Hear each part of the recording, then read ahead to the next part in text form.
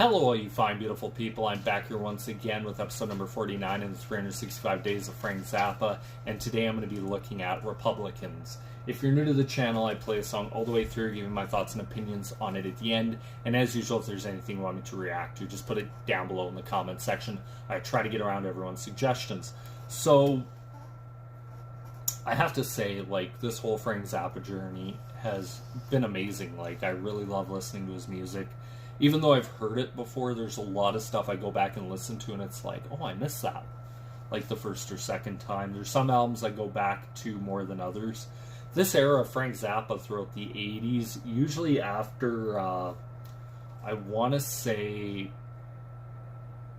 The Man from Utopia, it gets very hit and miss on how much of this I've heard or remember. So I like going back and listening to some of these albums. So without further ado, I thought, you know what? Let's do Republicans by Frank Zappa.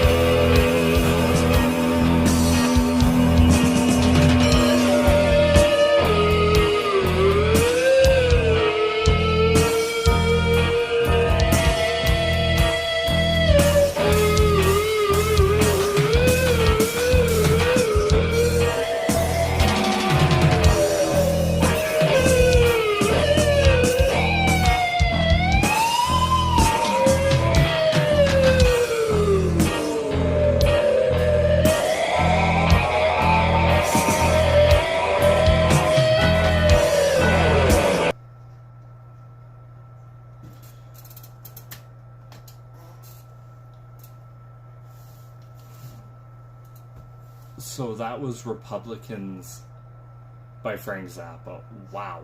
I just right off the bat, this song has a very dark, sinister feel to it. I know Frank, and a lot of his feelings, especially, made it very clear in the 80s. He was not a fan of Republicans. He was not a fan of Ronald Reagan. Didn't like a lot of what he was doing. He actually called a lot of what America became. Frank Zappa kind of predicted that back in the 80s. And it's amazing how actually spot on he was with a lot of stuff. And I know also in the 80s he had this huge war with the censorship, the PRMC or whatever, led by Tipper Gore or whatever, wanted a rating system on music, and Frank was very, they're just words, I think was his big crux. So when he names the song Republicans, and it's as sinister as feeling as this, you get exactly what Frank thought of him and put it to music for him. It's an amazing, it really is an interesting song in the fact that all throughout this song you have this very thick, booming, droning bass tone to it, where it just continues throughout the whole song. You have instances of just really awesome guitar playing from Frank, where it's like, okay, you had the bass, you had the drums a little bit, you had these little chime things come in. It sets this very dark, sinister, almost like it'd be in a horror movie type feel to it. And then Frank comes in with his guitar playing, and it's very subtle at first, where it's like, okay, maybe just a band here, and then bam, he just flurries right into the song, and it works so well. Like, that's one thing I'll give Frank Zappa, is no matter what, he always had this idea of what he wanted to do for a song, or even if it's recycled from something else, he could always repurpose them, giving a fresh outtake on everything. And listening to this, it's just like, wow. You kind of get lost in the music. And that's one thing I have to say, at a lot of Frank Zappa, you can get lost in it, where it's like 1 second it's just going somewhere, and then he'll throw just this weird curveball at you, just mess with the rhythm just a little bit.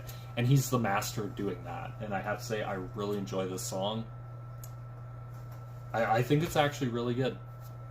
Anyway, that's my thoughts and opinions. I'd love to know what you guys think, like, especially these instrumental Zappa, which around this time I believe he got a little bit more instrumental.